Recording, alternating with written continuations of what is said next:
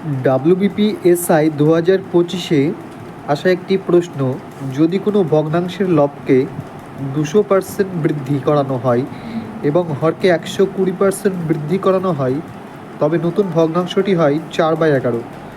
মূল ভগ্নাংশটি কত? এখানে আমরা মূল ভগ্নাংশটি বার করব। তো বর্তমান ভগ্নাংশটি কি হয়েছে বৃদ্ধি করার পরে? 4/11 হয়েছে।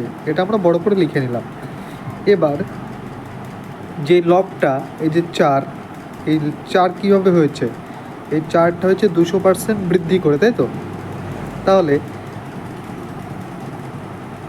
যে কোনো জিনিস 100% প্রথমে থাকে, 200% বৃদ্ধি করেছে মানে 100 থেকে 200 বৃদ্ধি করে 300 হয়েছে।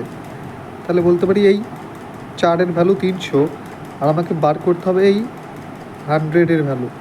এই 100-এর ভ্যালুটা বার করতে হবে। ঠিক একইভাবে এই 11টা কত পার্সেন্ট বৃদ্ধি করার পরে হয়েছে? 120% বৃদ্ধি করার পরে।